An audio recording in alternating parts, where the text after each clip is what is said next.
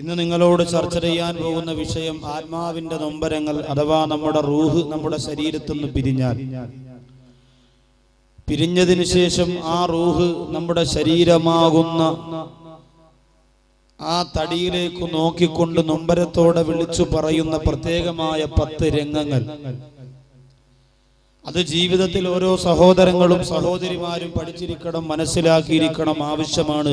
അള്ളാഹു മനസ്സിലാക്കാൻ തൗഫീഖ് തരട്ടെ. പ്രിയമുള്ള സഹോദരങ്ങൾ,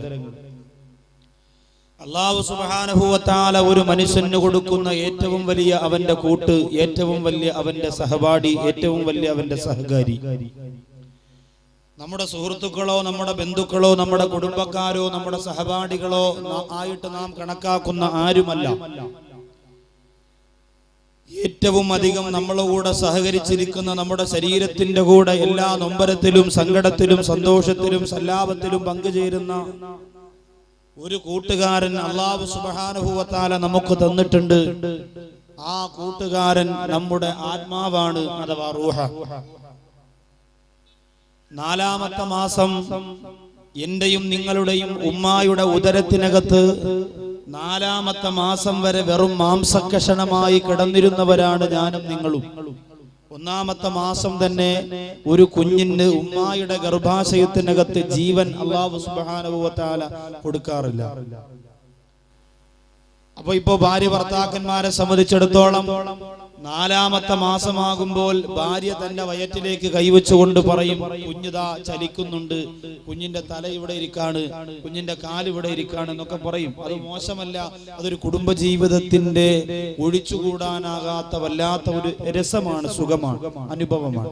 അള്ളാഹു അത് അനുഭവിക്കാൻ ഭാഗ്യം കിട്ടാത്ത ഏതെങ്കിലും ദമ്പതികൾ ഈ പള്ളിയുടെ മുറ്റത്ത് ശഅബാന്റെ രാത്രിയിൽ കൂടിയിട്ടുണ്ട് എങ്കിൽ ഇന്നത്തെ വിഷയത്തിന്റെ ബറക്കത്ത് കൊണ്ടും ഈ സദസ്സിന്റെ ഹക്ക് കൊണ്ടും അല്ലാഹു അവർക്ക് മക്കളെ കൊടുത്ത് അനുഗ്രഹിക്കുമാറാകട്ടെ.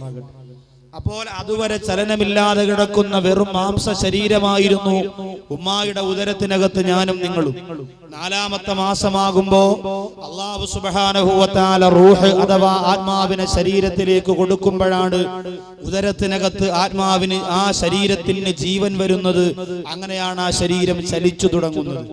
അന്ന് അല്ലാഹു സുബ്ഹാനഹു വ തആല എനിക്കും നിങ്ങൾക്കും തന്ന ആത്മാവ്, അതേ ആത്മാവ് ഇന്നും നമ്മുടെ ശരീരത്തിൽ ഉള്ളത് കൊണ്ടാണ് ഞാൻ നിങ്ങളോട് വഅദ് പറയുന്നത്, നിങ്ങൾ എന്റെ വഅദ് ശ്രവിച്ചുകൊണ്ടിരിക്കുന്നത്. ദൂര സ്ഥലത്തു നിന്നൊക്കെ ഓരോരുത്തരും വന്നത് അവരുടെ ശരീരത്തിൽ അല്ലാഹു കൊടുത്ത ആത്മാവിന് കേടുവരാത്തത് കൊണ്ടാണ്. ആ ആത്മാവ് നഷ്ടപ്പെട്ടു പോയവരെ സംബന്ധിച്ചിടത്തോളം എന്റെ പ്രിയമുള്ള സഹോദരങ്ങളെ, ആ ശരീരത്തിന് പിന്നെ ഒരു വിലയുമില്ല. അതുകൊണ്ടാണ് മരിച്ചാൽ നേരത്തോട് നേരമാകുന്നതിന് മുമ്പ് എത്രയും പെട്ടെന്ന് പള്ളിപ്പറമ്പിൽ കൊണ്ടുപോയി ആ മനുഷ്യ ആചാരപ്രകാരം എന്റെ പ്രിയപ്പെട്ടവരെ വിറക് കൂട്ടിയിട്ട് കത്തിച്ചു കളയുകയോ ചെയ്യുന്നത്. ആ ശരീരത്തിന് ഒരു ഉപയോഗവുമില്ല, അതിന്റെ റൂഹ് പോയി. സത്ത് എന്ന് പറയുന്നത്, ശരീരത്തിന്റെ സത്ത് എന്ന് പറയുന്നത് റൂഹാണ്. അതുകൊണ്ടാണ് ഒരാൾ മരിച്ചു പോകുമ്പോ, റൂഹ് പോകുമ്പോ ചില ആൾക്കാര് ചത്തുപോയി എന്ന് പറയും. യഥാർത്ഥത്തിൽ ചത്തുപോയി എന്നല്ല പറയാനുള്ളത്, സത്തുപോയി എന്നാണ് പറയാനുള്ളത്. ശരീരത്തിന്റെ സത്ത് പോകുന്നതിനാണ് നമ്മൾ സാധാരണ സ്വാഭാവികമായി ചത്തുപോയി എന്ന് പറയുക. അപ്പൊ നമ്മുടെ ശരീരത്തിന്റെ സത്ത് ആത്മാവാണ്, നമ്മുടെ ശരീരത്തിന്റെ സ്വത്ത് ആത്മാവാണ്. നമുക്ക് തരുന്നത് നമ്മുടെ ഉമ്മായുടെ ഉദരത്തിനകത്ത് ഞാനും നിങ്ങളും 4 മാസം ചിലവഴിച്ച് കഴിയുമ്പോഴാണ്. അത് കഴിഞ്ഞാൽ പിന്നെ ആ റൂഹ് നമ്മുടെ ശരീരത്തിലൂടെ വളരാൻ തുടങ്ങി നമ്മുടെ ശരീരത്തെ വളർത്തുന്നു. നമ്മുടെ ശരീരത്തിന് ഒരു പേരുണ്ടാകുന്നു. ആ പേര് വിളിക്കുമ്പോ റൂഹുള്ളത് കൊണ്ട് വിളി കേൾക്കുന്നു, ആ റൂഹുള്ളത് കൊണ്ട് ഇടയുന്നു, ആ റൂഹുള്ളത് കൊണ്ട് പിച്ച വെച്ച് നടക്കുന്നു, ആ റൂഹുള്ളത് കൊണ്ട് നഴ്സറിയിൽ പോകുന്നു, ആ റൂഹുള്ളത് കൊണ്ട് മദ്രസയിൽ പോകുന്നു, ആ റൂഹുള്ളത് കൊണ്ട് ജീവിതത്തിന്റെ എല്ലാ കാര്യങ്ങളും ചെയ്യുന്നു. ആ റൂഹുള്ളത് കൊണ്ട് ഞാൻ ഇവിടെ വന്നു, നിങ്ങൾ ഇവിടെ വന്ന് വാദ ശ്രവിക്കുന്നു. ഇനി ഒരു ദിവസം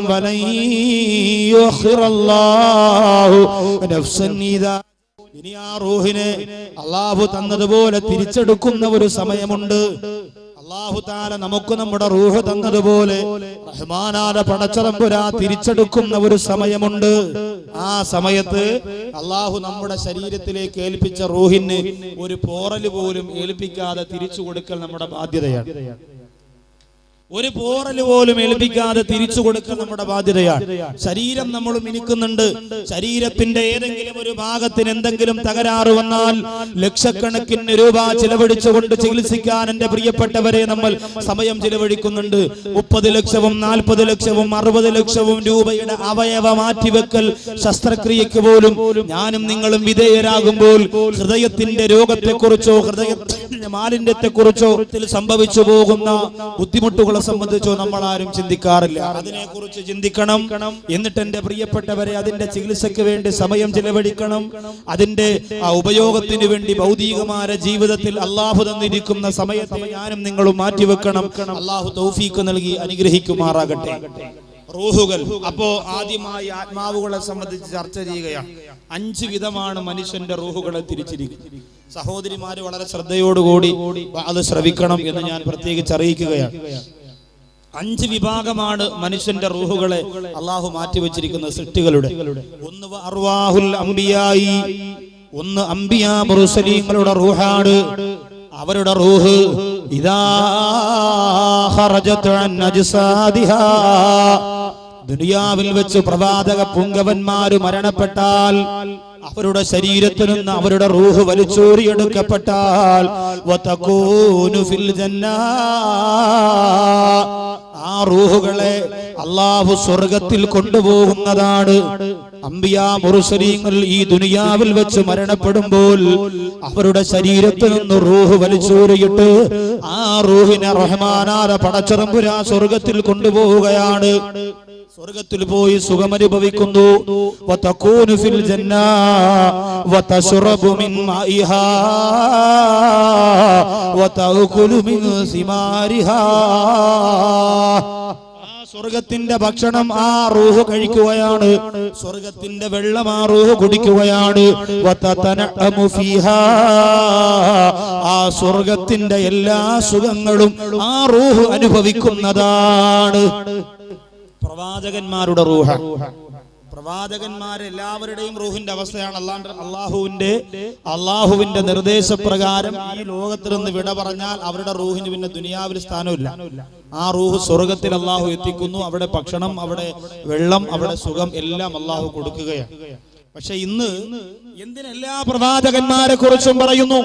ആരംഭപ്പൂവായ നബി മുഹമ്മദ് മുസ്തഫ സല്ലല്ലാഹു അലൈഹി വസല്ലമ തങ്ങൾ പ്രവാചകന്മാരുടെ കിരീടമാണെന്ന് ലോകം തലകുലുക്കി സമ്മതിച്ചു പോയെങ്കിൽ ആ മുത്തു നബി സല്ലല്ലാഹു അലൈഹി വസല്ലമ തങ്ങളും സാധാരണ മനുഷ്യനാണെന്ന് പറഞ്ഞുകൊണ്ട് പുറം കാലുകൊണ്ട് വലിച്ചെറിഞ്ഞ് പുത്തൻവാദത്തിന്റെ ഏറ്റവും വലിയ പടവുകൾ ചവിട്ടിക്കയറിയിട്ട് പരിശുദ്ധ ഇസ്ലാമിനെ പുറം കാലുകൊണ്ട് വലിച്ചെറിയാൻ ശ്രമിക്കുന്ന ദുർശക്തികൾ അഴിഞ്ഞാടിക്കൊണ്ടിരിക്കുന്ന കാലഘട്ടത്തിൽ എന്റെ പ്രിയപ്പെട്ടവരെ, മുത്തുനബി തങ്ങളുടേതെന്നല്ല ലോകത്ത് വന്നിട്ടുള്ള സർവ്വ പ്രവാചകന്മാരുടെയും റൂഹുകൾ അള്ളാഹുവിന്റെ സ്വർഗത്തിലാണ് എന്ന് കിതാബുകൾ പരിശോധിക്കുമ്പോൾ നമുക്ക് കാണാം. അതിന് കിതാബ് തിരിയണം.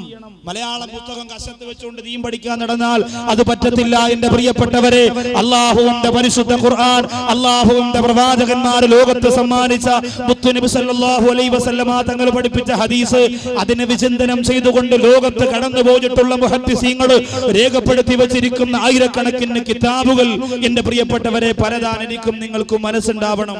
അത് ഏതെങ്കിലും ഒരു അറ്റവും മൂലയും സംഘടന വളർത്താൻ വേണ്ടി തലേ ചുമന്നുകൊണ്ട് നടന്നാൽ അള്ളാഹുവിന്റെ ഹബീബിനെ കുറിച്ച് ബോധ്യമാകാൻ എന്റെ പ്രിയപ്പെട്ടവരെ നമുക്ക് കഴിയുകയില്ല. എല്ലാ പ്രവാചകന്മാരുടെയും റൂഹ് അള്ളാഹുവിന്റെ സ്വർഗത്തിൽ പോയി ഭക്ഷണം കഴിക്കുന്നു, സ്വർഗത്തിൽ വെള്ളം കുടിക്കുന്നു, സ്വർഗത്തിന്റെ സുഖം അനുഭവിക്കുന്നു. നിസ്സംശയം ആ കാര്യത്തിൽ ഞാനും നിങ്ങളും ഖണ്ഡിതമായ രീതിയിൽ വിശ്വസിച്ചിരിക്കണം. ഇല്ലെങ്കിൽ അപകടമാണ്. പ്രവാചകന്മാരുടെ റൂഹത സഹോദരിമാർക്ക് പോലും ഇന്ന് അല്ലാഹുവിന്റെ റസൂലിനെ വേണ്ട. പഴയ കാലത്തെ പോലെയല്ല. പടവങ്കോട് പള്ളിയുടെ പരിശുദ്ധമായ മുറ്റത്ത് പണ്ടുകാലത്ത് ജീവിച്ചിരുന്ന ചെറ്റക്കുടിലായിരുന്നപ്പോൾ മഴ പെയ്താൽ വെള്ളം അകത്തിറങ്ങിയിരുന്ന കാലഘട്ടത്തിൽ എന്റെ പ്രിയപ്പെട്ട ഉമ്മമാര് മഗ്‌രിബ് നിസ്കാരം കഴിഞ്ഞാൽ നൂറുകണക്കിന് സ്വലാത്ത് ചൊല്ലുമായിരുന്നു, യാസീനോതുമായിരുന്നു, ഖുർആനോതുമായിരുന്നു.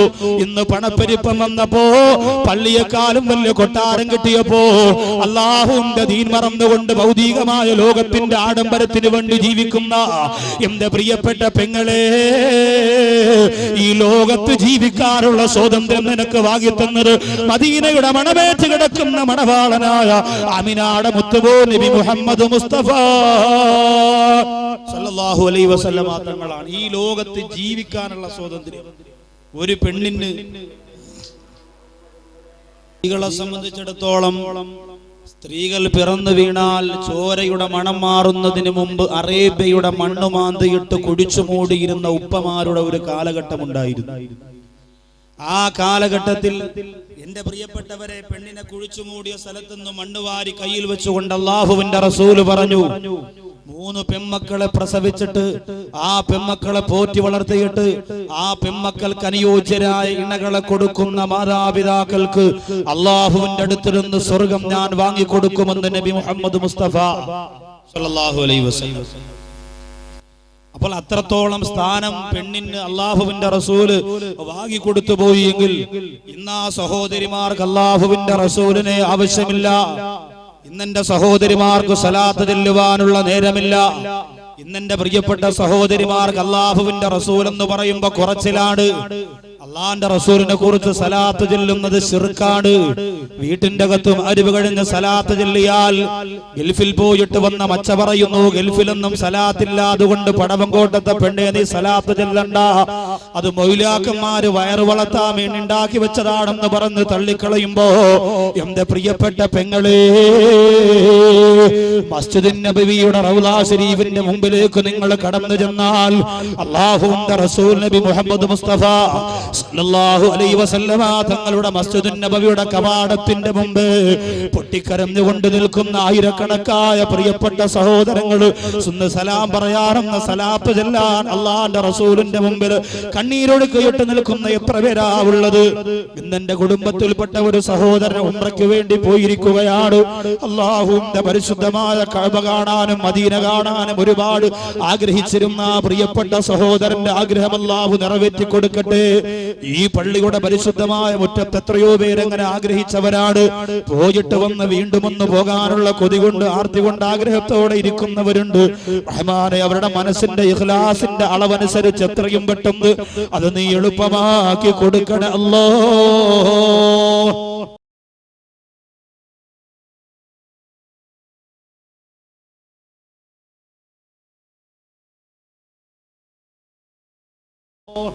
ചില ആൾക്കാർക്ക് അങ്ങനെ ഗൾഫിൽ പോയിട്ട് വരുമ്പോഴാണ് ദീൻ തിരിയുന്നത്, അതുവരെ തിരിയൂല.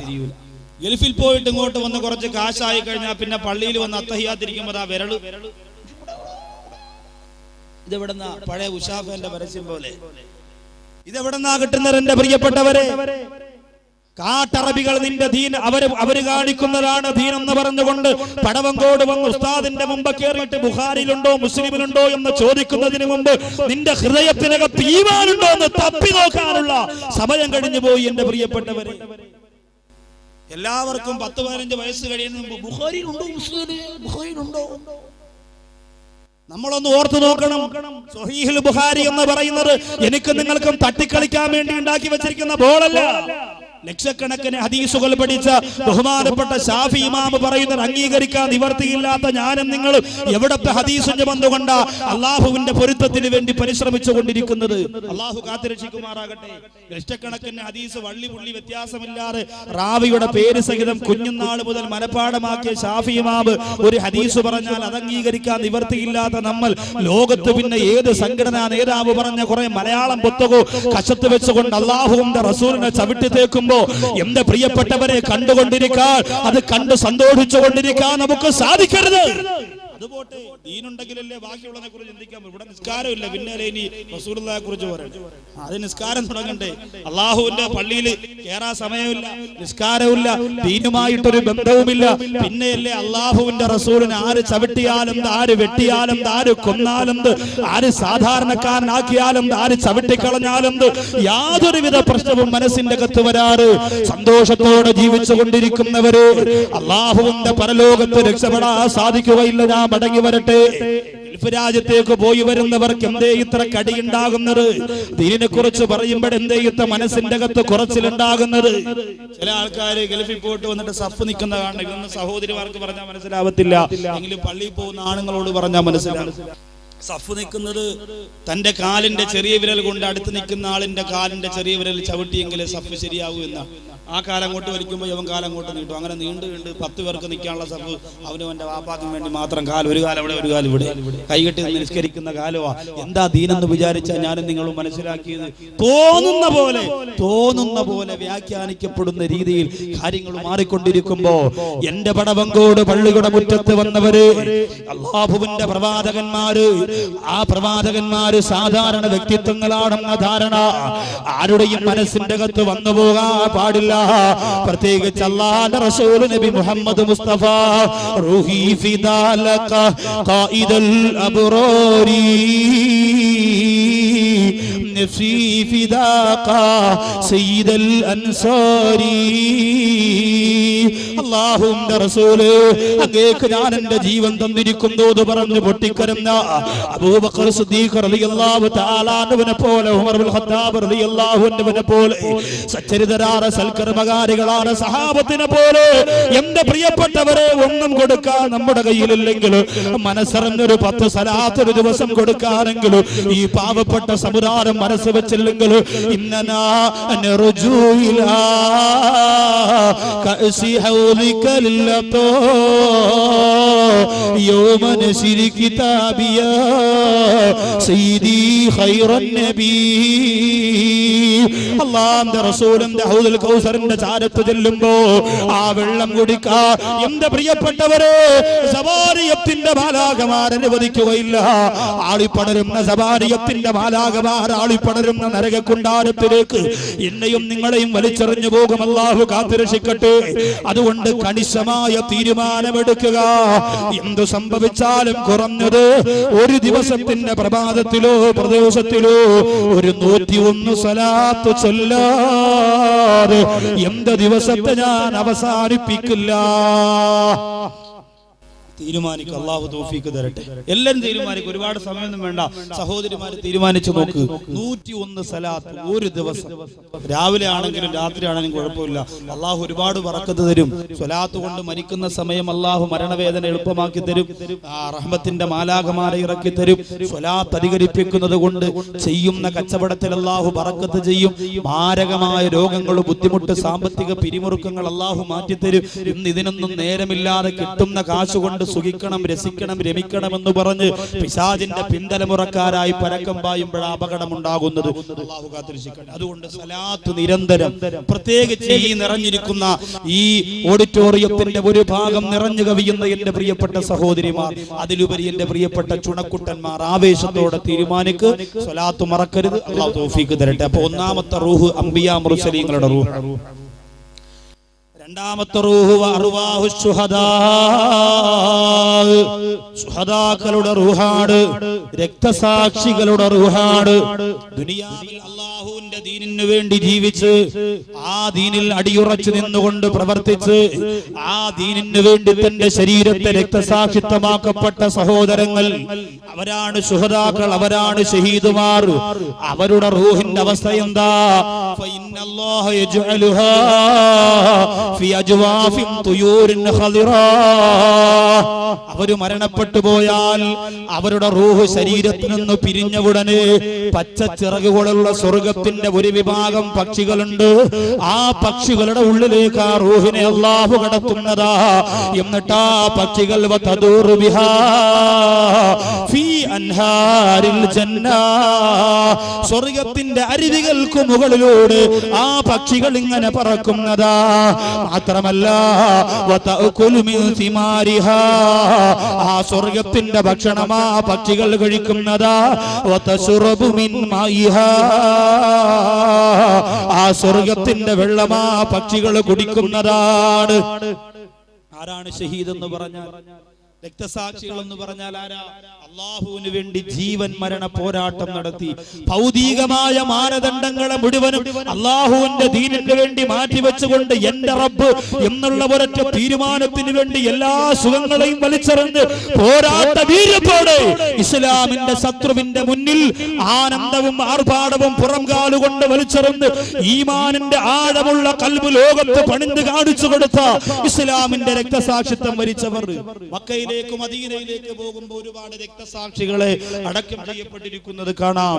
അതിലേറ്റവും പ്രധാനപ്പെട്ടതാണ് അല്ലാഹുവിന്റെ ഹബീബ് വല്ലാതെ കരഞ്ഞുപോയ റസൂലുള്ളാഹി സ്വല്ലല്ലാഹു അലൈഹി വസല്ലമ തങ്ങളെ ഒരുപാട് ഇഷ്ടപ്പെട്ടു പോയിരുന്ന ഹംസ റളിയല്ലാഹു അൻഹു. ഹിന്ദെന്ന് പറയുന്ന പെണ്ണ് ഉഹദ് യുദ്ധത്തിന്റെ രണാങ്കണത്തിൽ ഹംസ റളിയല്ലാഹു തആല അൻഹുവിന്റെ ശരീരത്തെ പിച്ച് ചീന്തിയിട്ട് കരള് പുറത്തെടുത്തിട്ട് ചവച്ചരച്ച് വലിച്ചു ദൂരേക്ക് തുപ്പിയെറിഞ്ഞപ്പോ അല്ലാഹുവിന്റെ റസൂൽ പൊട്ടിക്കരഞ്ഞു പോയ ഒരേ ഒരു ഷഹീദിന്റെ പേര് ഹംസ റളിയല്ലാഹു അൻഹു എന്നാണ്. എന്നാൽ ഇന്ന് ചില വിവരം കെട്ടവര് ഹംസ റളിയല്ലാഹു അൻഹുവിനെ അടക്കിയിരിക്കുന്ന സ്ഥലത്ത് പോയാ സലാം പോലും പറയാൻ നിൽക്കാറില്ല. കാരണം എന്തേ? സലാം പറയുന്നത് ശിർക്കാണ്. ഹംസ റളിയല്ലാഹു അൻഹുവിന് സലാം പറഞ്ഞാൽ ശിർക്കായി. വേണ്ട, നിന്റെ സലാം കേൾക്കാൻ ഹംസ റളിയല്ലാഹു അൻഹു ഒരു താല്പര്യമില്ല. നീ അത്രയ്ക്ക് വൃത്തികെട്ടവനാണെന്ന് ബഹുമാനപ്പെട്ടവർക്കറിയാം.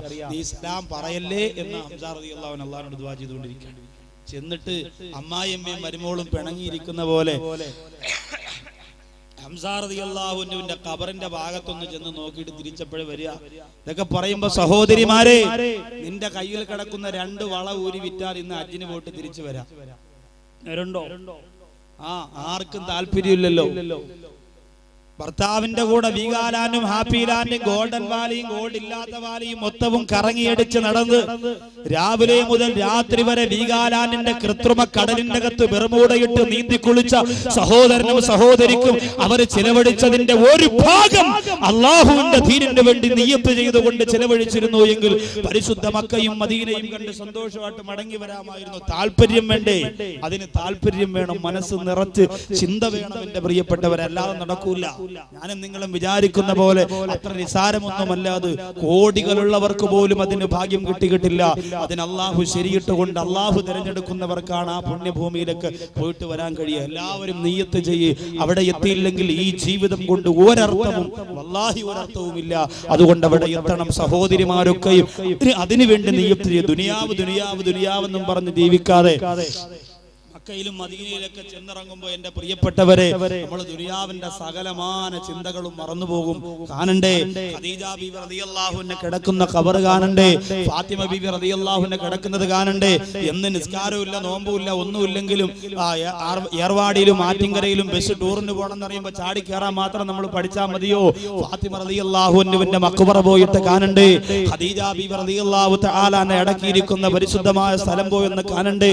എത്രയോ മഹാനുഭാവന്മാര് 15,000-ഓളം പ്രിയപ്പെട്ട സച്ചരിതരായ സഹാബത്ത് കിടന്നുറങ്ങുന്ന ജന്നത്തുൽ ബഖീന്റെ മുമ്പിലൂടെ നടന്നു പോകണ്ടേ?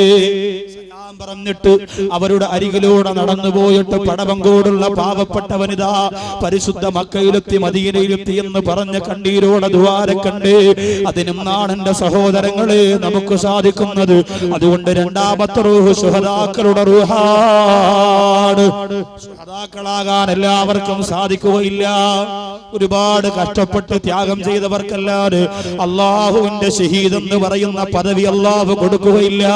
പിന്നെ ചിലർക്കൊക്കെ റഹ്മാനായ പടച്ച റബ്ബ് ജിഹാദ് ചെയ്യാതെ തന്നെ ഷഹീദിന്റെ പദവി കൊടുക്കുമെന്ന് പറഞ്ഞിട്ടുണ്ട്. അതിലേക്ക് ഞാൻ കടന്നാൽ എന്റെ വിഷയം തീരൂല. മൂന്നാമത്തെ റൂഹ് അർവാഹുൽ മുതീന മിനൽ മുഅ്മിനീൻ. മുഅ്മിനീങ്ങളിൽ നിന്നും അല്ലാഹുവിനെ വഴിപ്പെട്ട് ജീവിച്ചവരുടെ റൂഹ. മുഅ്മിനീങ്ങളിൽ നിന്നും അല്ലാഹുവിനെ വഴിപ്പെട്ട് ജീവിച്ച സൽക്കർമ്മകാരികളായ സത്യവിശ്വാസികളുടെ റൂഹ. ആ റൂഹ് പിരിഞ്ഞ ഉടനെ എവിടെയാണ് അല്ലാഹു കൊണ്ടുപോകുന്നത്?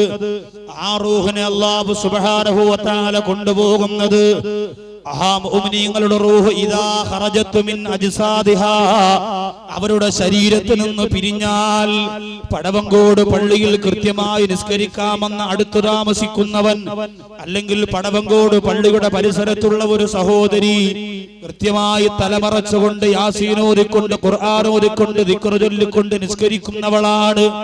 അല്ലാഹുവിലുള്ള അചഞ്ചലമായ വിശ്വാസം, കറകളഞ്ഞ വിശ്വാസം ഹൃദയത്തിന്റെ അകത്തുള്ള പെൺകുട്ടിയാണ്, ഉമ്മയാണ്. ഉപ്പയാണ്.